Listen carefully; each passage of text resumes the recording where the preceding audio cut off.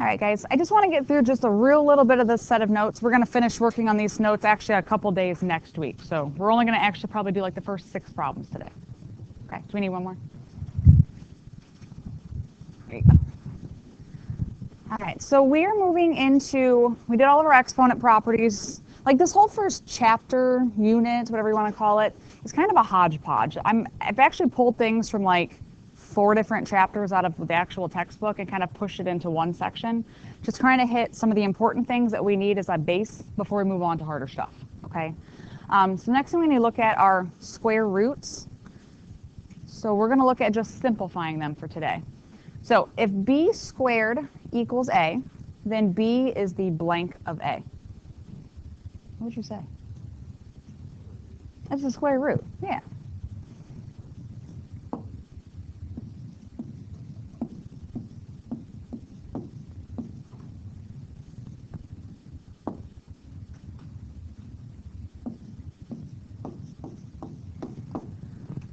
So if 3 squared equals 9, then the square root of 9 is 3, right? Think about what square roots mean. Do you guys know what the symbol is for a square root?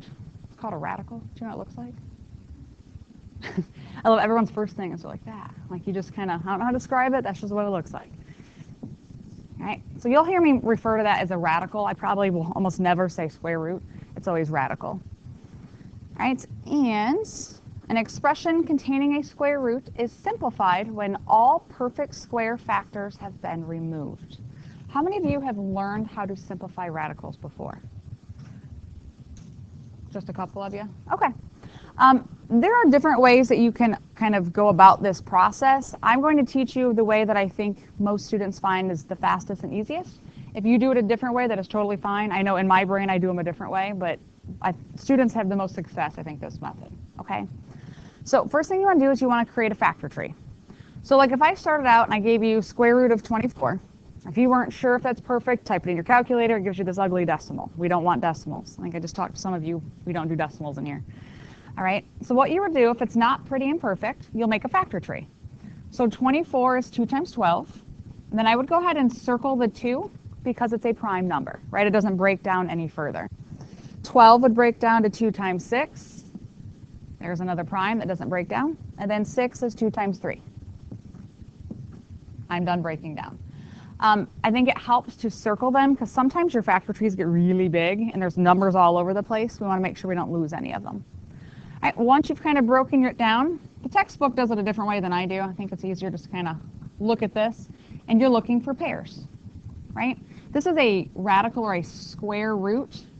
So technically that little number in there is a 2, right? You've probably heard of cubed roots, 4th roots, 5th roots. Square roots, there's a little 2 there. So I want groups of 2. So I have, here's a group of 2. The 2 of them come together as a single 2 outside. Reason being, 2 times 2 is 4. What's the square root of 4? It's 2.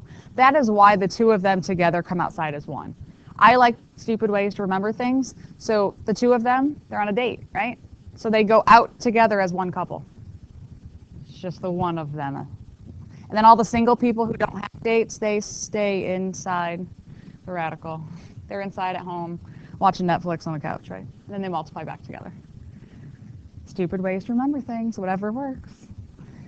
All right, so let's go ahead and we'll try some of these. So if I have radical 32, first and foremost, make sure it's not perfect.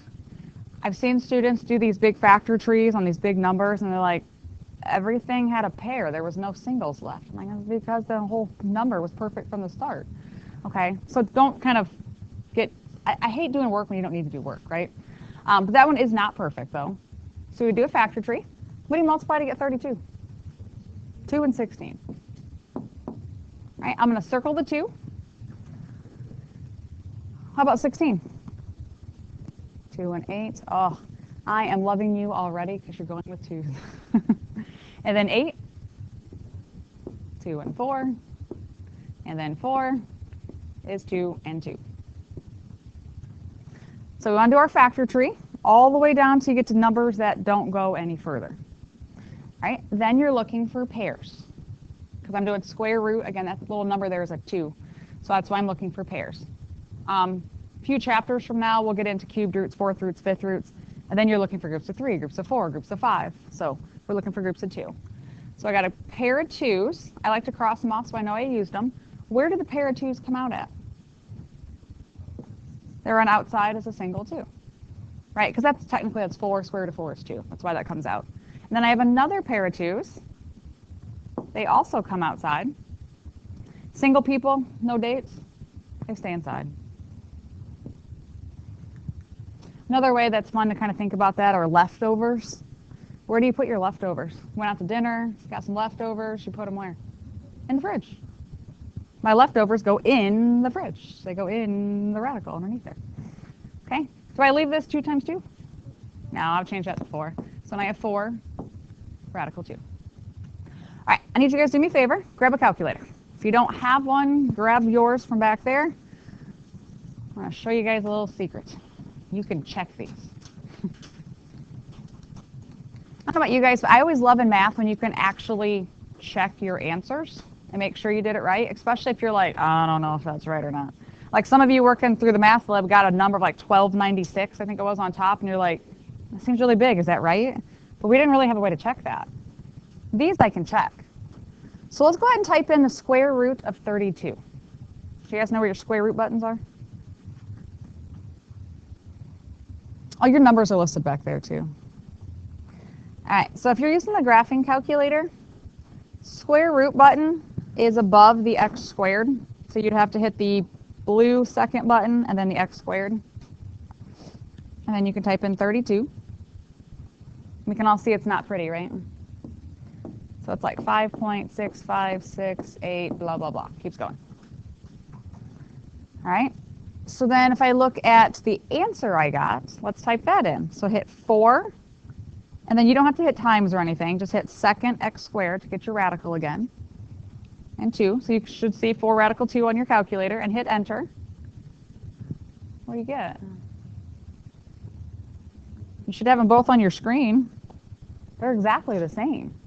Okay, so if you're ever unsure that you did it right, just type in the original, type in what you got for an answer, and just see the decimals and stuff do the same thing. Okay, so you can always check that. All right, what else could I have started this with? He said 2 times 16. Could I have started somewhere else? Could have done 4 and 8. So what if I had gone 4 and 8? Does it change my answer? All right, so if I go through here, 2 and 2, that's 2 and 4, 2 and 2. Pair of 2s come out. Oh, pair of 2s come out. I got a leftover in the fridge, right? So same idea. So some people get mad when I was happy he went by 2s. That's what I always do. I typically don't have a calculator in my hand, so I'm always divide by 2, divide by 2, divide by 2. But it doesn't matter. If you divide by 2 all the way, it gets kind of long and skinny as you break down. If you kind of use bigger numbers, it gets more wide. So it doesn't matter. You can have the same number of numbers at the end anyway. All right, let's try radical 54. Is it perfect? Square root of 54? No, it's not perfect. All right, so what do you multiply to get 54? 9 and 6? 9? 3 and 3. Now those are both prime, right? I can't break down 3's any further. And then 6. 3 and 2.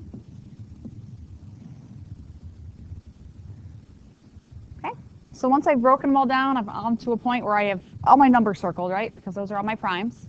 I look for pairs. Pair of 3's comes out as 3. Because, right, 3 times 3 is technically that's 9. Square root of 9 is 3. That's where that's coming from. Now, these aren't pairs. They're the leftover stuff. Leftovers go in the fridge. What will happen to my leftovers in here? I'm going to multiply them back together and get a 6. Okay, so any leftovers you have, sometimes you have numerous numbers. You would just multiply those back together underneath. So those of you that had learned already how to simplify radicals, is this the method that you learned by? Yeah, okay. All right, T24. Oh, it's big though. Is it perfect? I always check the big numbers, right? I'm like, I don't want to do a factor tree on that, especially when the numbers like in the thousands. Is it pretty? No. Okay. All right, what do you multiply to get 224? Good. That's where I would have started. What What about 112? Good. 56? Mm-hmm. 28? Isn't this fun? 14? I had a student a few years ago. I remember he sat right there. Like, I remember where he sat. We were doing this in class, and he was the kid every time. Divide by 2, divide by 2, divide by 2. And then we'd end up with like a 27, and I'd look at him, and he'd go, I don't know, 2 doesn't go into it. Like, he suddenly had no idea. Like, try a 3. Like, use a different number. But no, once we got past the 2s, he was done. Okay, so looking for pairs. There's a pair of 2s. So A2 comes out. Another pair of 2s. A2 comes out. And leftovers? Leftovers in the fridge as 14.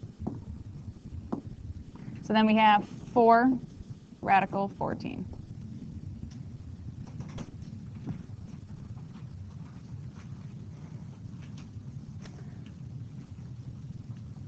What if there's a number already outside?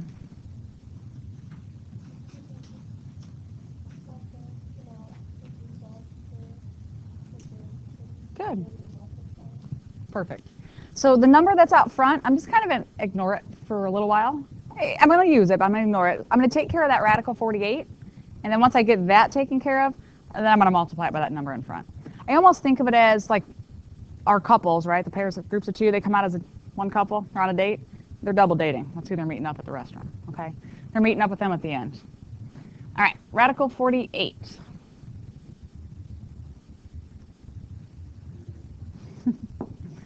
Two and 24. 24? 12? 6? I love you guys.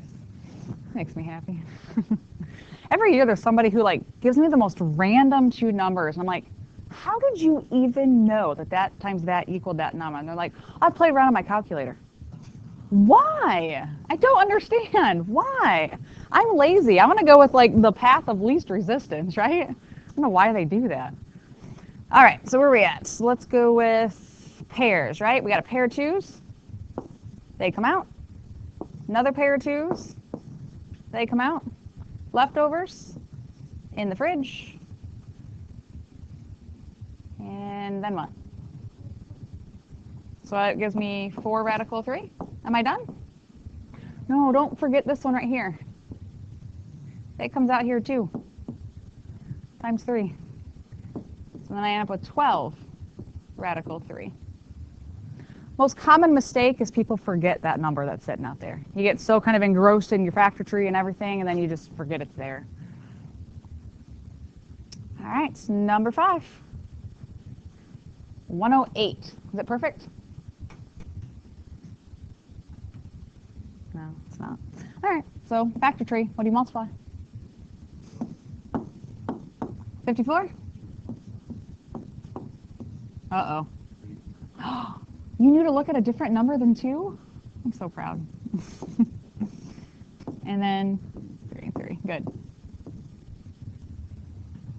Seriously, every day he did that. It drove me nuts. He really didn't look past 2. All right, do we have any pairs? Good. So I got a pair of 2s that come out as a 2. I got a pair of 3s that come out. And then leftovers in the fridge. Don't forget this guy. I'm going to go ahead and bring him down.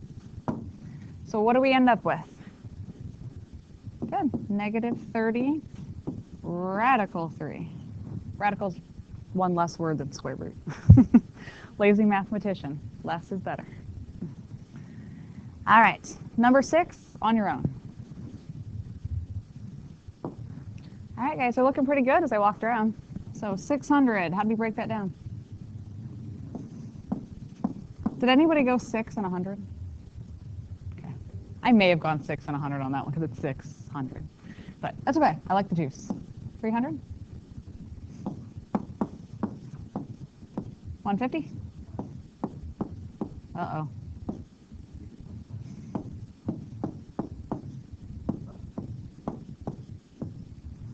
All right, so looking for pairs. Pair of 2s, pair of 5s. Uh-oh, I got leftovers. 2 and 3 leftovers is 6. Don't forget that guy out in front. So that gives me, good, negative 40, radical 6. And we are done. Feeling okay about radicals? Simplifying? By the end of this class, you will like do those in your sleep. Like they become such second nature, like you won't even be like probably making full factor trees anymore. Like you'll be able to just like see them. Do you know what I mean? For the most part, like maybe not big, huge numbers, but a lot of the smaller ones, we'll be able to kind of just do those on our own.